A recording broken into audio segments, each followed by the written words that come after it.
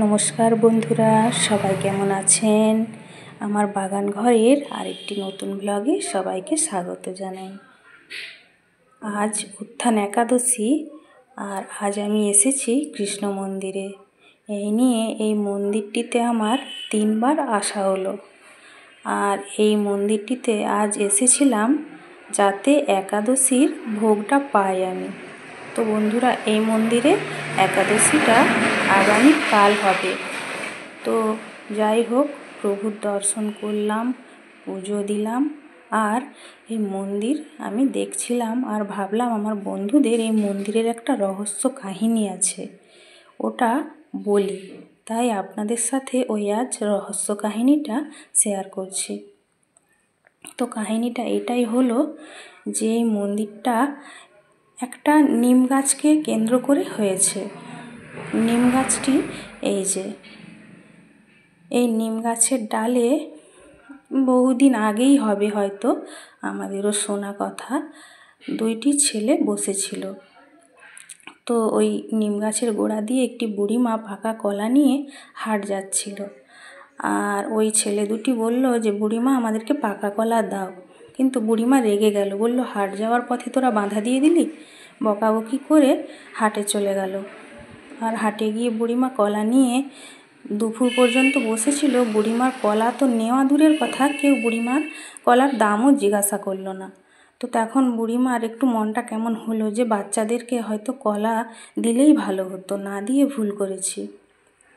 তো বুড়িমা যথারীতি আবার চলে এলো। আসার পরে বাড়িতে ওই কথাটা ভেবে ভেবে দুপুরে খাওয়া দাওয়া করে ঘুমোলো। আর বুড়িমার স্বপ্নে এলো যে ওই 2টি ছেলে ছিল গৌর আর নিতাই, শ্রীকৃষ্ণের পরম সখা। আর বুড়িমা তখন স্বপ্নে পেয়ে বাড়ির লোককে জানালো যে এটা আমি ভুল করেছি, ওখানে কলাটা দিয়ে আসা উচিত ছিল। তো তখন তারই বাড়ির যারাই ছিল, নাতি পুতি যারাই হোক না কেন, ওই ছোট্ট মন্দিরটি গড়েছিল, 8চালা মন্দিরটা। আর তারপরই বড় মন্দিরটাও ধীরে ধীরে হয়েছে।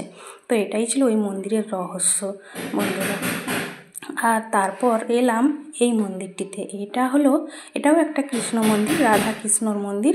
এটাও ছিল ওইখান থেকে অনেকটাই দূরে, সাগরপুর আর কি। ওটা ছিল জয়রামচক, দাসপুর থানার মধ্যে, আর এটা হচ্ছে সাগরপুর। তো এইখানে এসে গেলাম। এইখানে আসার পরে এই মন্দিরটাও দেখলাম। এই মন্দিরটাও আরও বড়, আরও সুন্দর। এটাও খুব সুন্দর লাগছিল, দেখছিলাম। আর ভেতরেও পুজো হচ্ছিল, গান হলো। তারপর আমরা গান শুনতেছিলাম, শাঁখ বাজালাম, ঘণ্টা বাজালাম, অনেকই যাত্রীও ছিল। তো ভিতরেও এই যে ভিতরটা এত সুন্দর, বেশ সুন্দর। তবে ওই ভগবানের যেখানে পুজো হচ্ছে ওইখানটা পর্দা লাগানো ছিল, ওখানে ছবি তোলা যাবে না আর কি। তো ওইখানের ছবিটা আমি, যেহেতু পর্দা লাগানো আছে, তোলা তো হবেই না। তো এই যে পর্দাটা লাগানো আছে, আর এই যে বাইরের কারুকার্য আর বিভিন্ন রকমের কৃষ্ণের লীলা তুলে ধরা হয়েছে চিত্রের মধ্যে। এই যে লীলা চিত্রগুলি দেখুন বন্ধুরা, সব এক একটি লীলা চিত্র অঙ্কন করা আছে।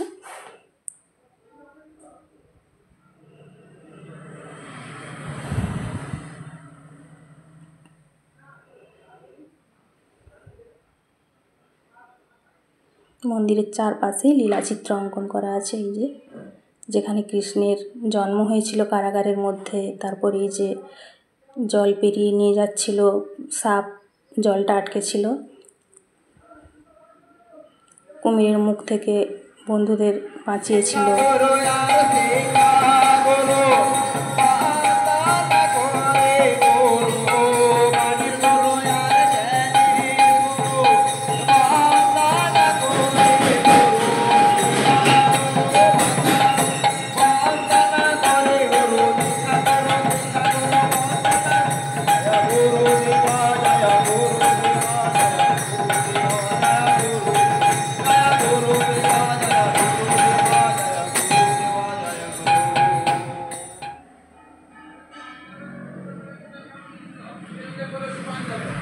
তারপর বাড়ি ফেরার পথে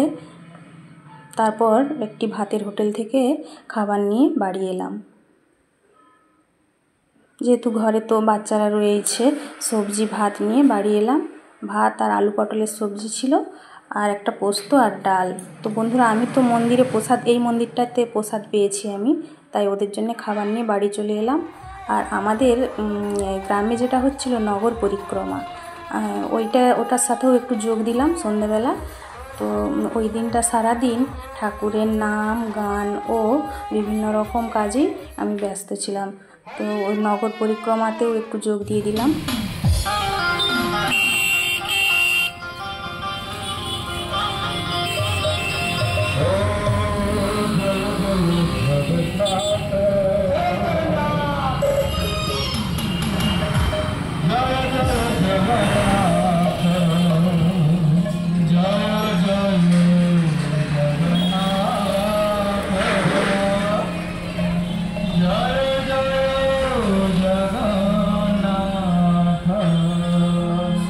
তারপর এক জায়গায় বসে দামোদর কথা শুনলাম, গান হলো, গানও শুনলাম ও সবাই মিলে দুহাত তুলে নাচানাচি করলাম, আর দীপদান হলো।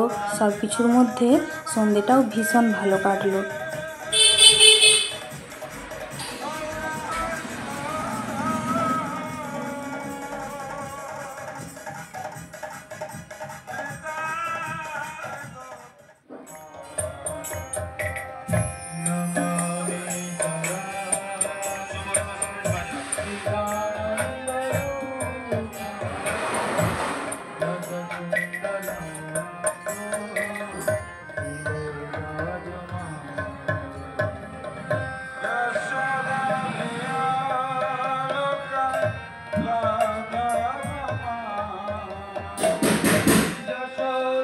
দীপদান চলছিল এই সময়।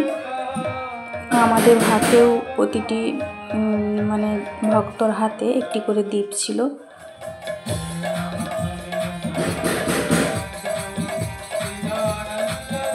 সবাই মিলে আনন্দ করে একসাথে দীপদান ও কথা শুনলাম, তারপর গান শুনলাম ও তারপর আবার নাচও হলো।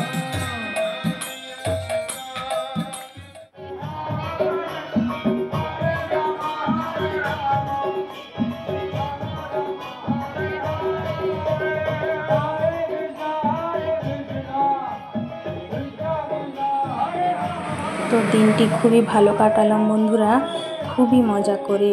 আর দুহাত তুলে ঠাকুরের গানে নৃত্য করার চেয়ে আর বেশি আনন্দ মনে হয় আর কিছুতেই নেই। তো সারা দিনটি এইভাবেই ঠাকুরের নাম জপ করে উত্থান একাদশীটি কাটিয়ে দিলাম। তো বন্ধুরা, কেমন লাগলো ভিডিওটা? ভালো লাগলে একটা লাইক চাইবো। টাটা।